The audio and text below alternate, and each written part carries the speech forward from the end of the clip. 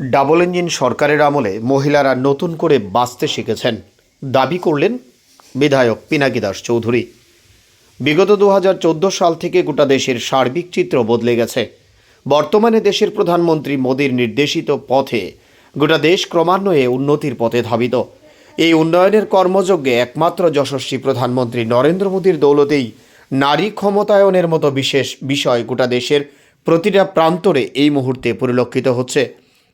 কোনোভাবেই বিচ্ছিন্ন নয় আমাদের রাজ্য ত্রিপুরা তথা আমাদের কল্যাণপুর।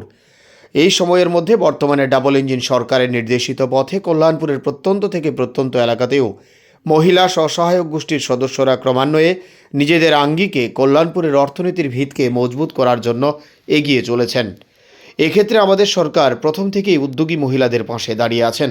আগামী দিনেও যাতে আরও বেশি করে আপনারা যারা সমবেত হয়েছেন নিজেদের অর্থনৈতিক ভিত মজবুত করার মাধ্যমে কল্যাণপুর তথা রাজ্যের অর্থনীতিকে নতুন পথে নিয়ে যেতে পারেন, সেই প্রয়াস আমাদের রয়েছে। কথাগুলো বলছিলেন কল্যাণপুর প্রমোদনগর কেন্দ্রের বিধায়ক পিনাকি দাস চৌধুরী। উল্লেখ্য, পূর্ব নির্ধারিত সূচি অনুযায়ী আজ কল্যাণপুর আরডি ব্লকের মিলনায়তনে সংশ্লিষ্ট ব্লক এলাকার বেশ কিছু স্বসহায়ক গোষ্ঠীর সদস্যদের হাতে স্বনির্ভরতার লক্ষ্য নিয়ে সেলাই মেশিন, ট্রাইসাইকেল তুলে দেওয়ার পাশাপাশি সংশ্লিষ্ট ব্লক এলাকার প্রত্যেকটা ভিউ এসএসপি সখীদের সংবর্ধিত করা হয়।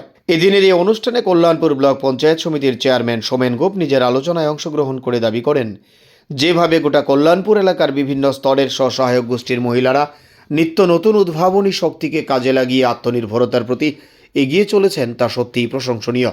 গোটা অনুষ্ঠানে এছাড়াও অন্যান্যদের মাঝে বিএসসি চেয়ারম্যান ইন্দ্রাণী দেববর্মা, ব্লকের সমষ্টি উন্নয়ন আধিকারিক হিমেন্দু বিকাশ পাল প্রমুখ উপস্থিত ছিলেন। গোটা আয়োজন ঘিরে ব্লক এলাকার বিভিন্ন প্রান্তর থেকে আগত স্বসহায়ক গোষ্ঠীর সদস্য থেকে শুরু করে ভিউ এসএসপি সখীদের মধ্যে দারুণ তৎপরতা পরিলক্ষিত হয়।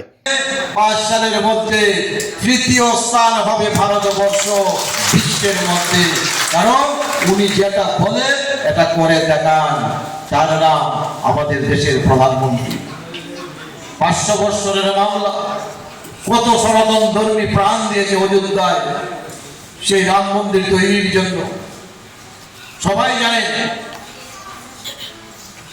বিভিন্ন দল ক্ষমতায় এসেছে, রাজনীতি করেছে, সেই মন্দির স্থাপন করা, রামলালা প্রাণ প্রতিষ্ঠা করা কোন রাজনৈতিক দল চিন্তা করেনি তাদের ভোটের জন্য। আর মোদীজি সংকল্প নিয়েছেন যে এই 500 বছরের মামলা আমি তার নিষ্পত্তি ঘটাবো, এবং আস্তে আস্তে করে দেখেছেন সেই রামলালা প্রতিষ্ঠা করতে গিয়ে বিগত 3-4 মাস আগে থেকে বিভিন্ন ভাবে কর্মসূচি প্রত্যেকের ঘরে ঘরে, প্রত্যেকের পাড়ায় পাড়ায় কীর্তন, রাম পূজা, প্রত্যেকের বাড়িতে বাড়িতে পূজা।